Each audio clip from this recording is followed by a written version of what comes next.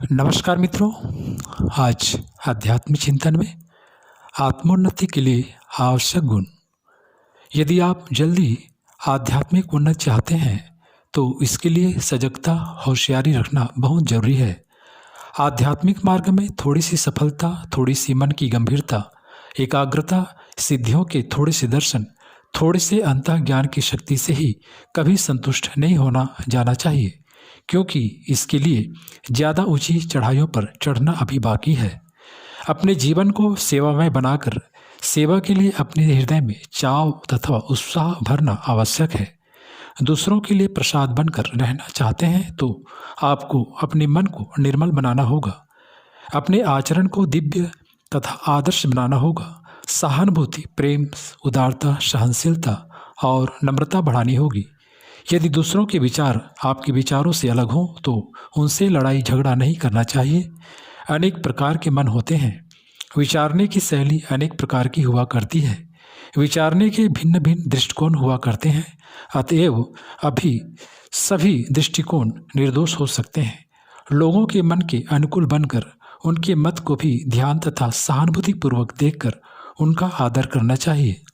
अपने अहंकार चक्र के शुद्ध केंद्र से बाहर निकलकर अपनी दृष्टि को विस्तृत करना है। अपने मन को सर्वग्राही और उदार बनाकर सबके मत के लिए स्थान रखकर ही आपका जीवन विस्तृत और हृदय उदार होगा। आपको धीरे धीरे मधुर और नम्र होकर बातचीत करनी चाहिए। मितभाषी बनिए। अवांछनीय विचारों और संवेदनाओं को निकालकर अभिमान या चिड़चिड़ेपन को लेश मात्र भी बाकी नहीं रहने देना चाहिए। अपने आप को बिल्कुल भुला दीजिए। अपने व्यक्तित्व का एक भी अंश या भावना रहने दे पाए। सेवा कार्य के लिए पूर्ण आत्मसमर्पण की आवश्यकता है। यदि आप में उपर्युक्त सद्गुण मौजूद हैं तो आप संसार के लिए पथ प्रदर्शक और अमूल्य प्रसाद रूप हो। आप एक अलौकिक सुगंधित पुष्प हो जिसकी सुगंध देश भर में व्याप्त हो जाएगी। यदि आपने ऐसा कर लिया तो समझ लो अपने बुद्धत्व की उच्चतम अवस्था को प्राप्त कर लिया। नम्र, दयालु, उपकारी और सहायक बनिए। यही नहीं कि कभी कभी यथावकाश इन गुणों का उपयोग किया जाए, बल्कि सर्वकाल में आपके सारे जीवन में इन्हीं गुणों का अभ्यास होना चाहिए। एक भी शब्द ऐसा मत कहिए जिससे दूसरों को दुख पहुँचे। बोलने से पहले भली प्रकार विचार कीजिए और देख लीजिए कि जो कुछ आप कहने लगे हो वह दूसरों के चित्त को दुखी तो नहीं करेगा। क्या वह बुद्धि संगत, मधुर, सत्य तथा प्रिय तो है?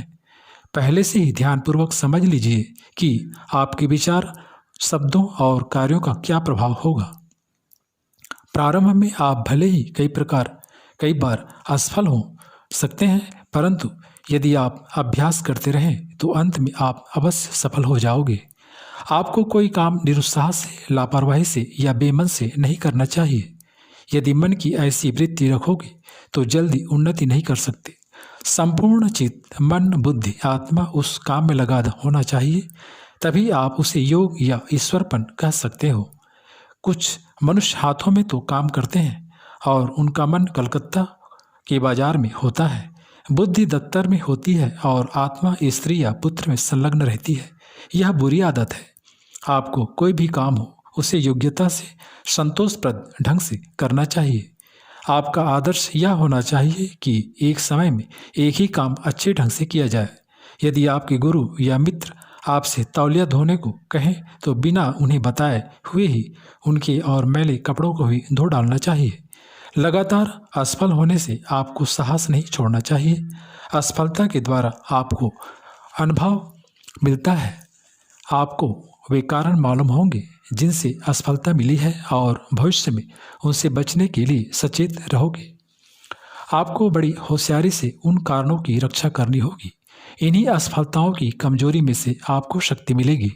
असफल होते हुए भी आपको अपने सिद्धांत, लक्ष्य, निश्चय और साधन का दृढ़मति होकर पालन और अनुसरण करना होगा। आप कहिए कुछ भी हो, मैं अवश्य पूरी सफलता प्राप्त करूंगा। मैं इसी जीवन में नहीं, इसी क्षण आत्म साक्षात्कार करूंगा। कोई भी असफलता मेरे मार्ग में रुकावट नहीं डाल सकती। प्रयत्न और कोशिश आपकी ओर से होनी चाहिए।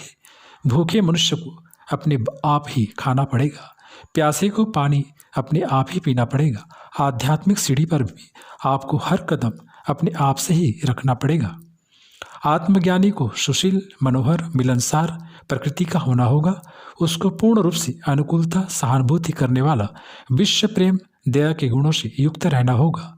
उसको अपने हृदय को ऐसा बनाना होगा कि सभी को अपने गला लगा सके। उसे अपने मन को शांत तथा समतुल्य रखना होगा। दूसरों को सुखी देखकर उसको प्रसन्न होना होगा। अपनी सब इंद्रियों को अपने वश में करना होगा। उसे अनादर, अपकीर्ति, निंदा, कलंक, लज्जित होना, कठोर वचन सुनना, शीत उष्ण को सहना होगा। उसे सहनशील होना होगा। उसे आप में, ईश्वर में, शास्त्रों में, अपने गुरु के वचन में पूरा विश्वास रखना होगा। जो मनुष्य संसार की सेवा करता है वह अपनी ही सेवा करता है। जो दूसरों की मदद करता है वास्तव में वह अपनी मदद करता है। यह सदा ध्यान में रखने योग्य बात है कि जब आप दूसरे व्यक्ति की सेवा करते हैं और जब आप अपने देश की सेवा करते हैं, तब आप यह समझकर कि ईश्वर ने आपको सेवा द्वारा अपने को उन्नत तथा सुधारने का दुर्लभ अवसर दिया है, उस मनुष्य के प्रति कृतज्ञ हो जिसने आपको सेवा करने का अवसर दिया हो। निष्काम सेवा करने से आप अपने हृदय को पवित्र बना लेते हैं। अहम भाव, घृणा, ईर्ष्या, द्वेष भाव तथा इसी प्रकार के और भी अनेक अवगुण नष्ट हो जाते हैं। नम्रता, शुद्ध प्रेम, सहानुभूति, क्षमा, दया आदि की वृद्धि होती है। भेदभाव मिट जाता है। स्वार्थपरता निर्मूल हो जाती है। आपका जीवन विस्तृत तथा उदार हो जाएगा। आप एकता का अनुभव करने लगेंगे। आप अत्यधिक आनंद का अनुभव करने लगेंगे। अंत में आपको आत्मज्ञान प्राप्त हो जाएगा। आप सब में एक और एक में ही सबका अनुभव करने लगेंगे। संसार कुछ भी नहीं है, केवल ईश्वर की ही विभूति है।